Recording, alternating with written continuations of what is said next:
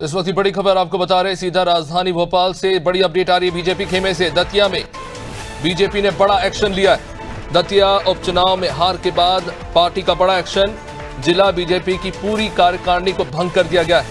जिला अध्यक्ष, कार्य समिति, मंडल, मोर्चा इकाई सब पदमुक्त कर दिए गए हैं।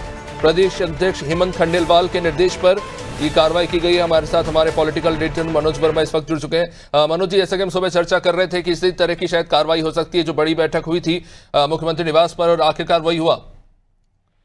देखिए, निश्चित तौर पर ये कार्रवाई तो होना ही थी, क्योंकि ये फेस सेविंग का पूरा मामला हम कह सकते हैं। क्योंकि कांग्रेस, जिसके बारे में कहा जाता है, वो कभी एक्शन लेती नहीं है, केवल एक्शन की बात करती है।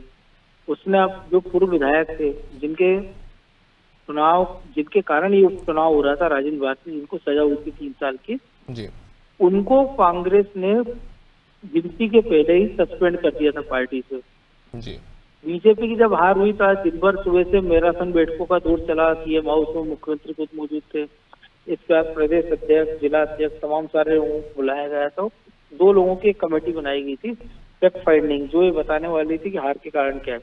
जिसमें प्रदेश महामंत्री गौरव रमदिवे और अम्बालाल किराड़ा, जो पूर्व मुख्यमंत्री, जो माफ कीजिए पूर्व विधायक है, उनकी कमेटी बनाई गई थी। और उसके बाद अब कुछ देर पहले खबर आई है कि पूरी कार्यकारिणी को भंग कर दिया गया है। ये कदम इसलिए भी उठाया गया है क्योंकि खुलकर भीतर घात के आरोप लगे थे।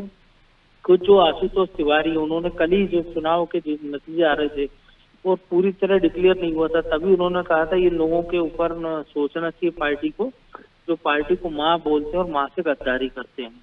जिन कुशवाहा साहब को जिला अध्यक्ष थे, जो पूरी कार्यकारिणी भंग की गई थी, ये वही लोग हैं जिन्होंने नरोत्तम मिश्रा का टिकट कटने के बाद पूरा 20 घंटे तक हंगामा काटा, हाईवे जाम किया और कार्यकारिणी से इस्तीफा दे दिया था अपने पदों से। लेकिन पार्टी ने उस समय उनको समझाया बुझाया था और ये मानकर डैमेज कंट्रोल किया गया था कि शायद ये लोग पार्टी में बने रहेंगे तो पार्टी का उम्मीदवार आशुतोष तिवारी जीत जाएंगे। लेकिन नतीजा उस उम्मीदों के विपरीत निकला। पार्टी को करारी हार का सामना करना पड़ा। इसके बाद तत्काल प्रभाव से एक्शन लिया गया। अब देखना दिलचस्प होगा कि जो बड़े नेता हैं, खास तौर से जिनके बारे में दबे छुपे लोग उस दौर में कहा जा रहा है, नरोत्तम मिश्रा और उनके जो नजदीकी लोग हैं, उन पर एक्शन कब होता है। अभिषेक, निश्चित रूप से बहुत बहुत शुक्रिया मनोज जी विस्तृत जानकारी के लिए। तो ज़ाहिर तौर पर देखना होगा कि कार्यकारिणी भंग हो गई है, कहीं ना कहीं एक बड़ा एग्जाम्पल सेट करते हुए बीजेपी, और अब देखना होगा आगे क्या इस एक्शन लिया जाता है।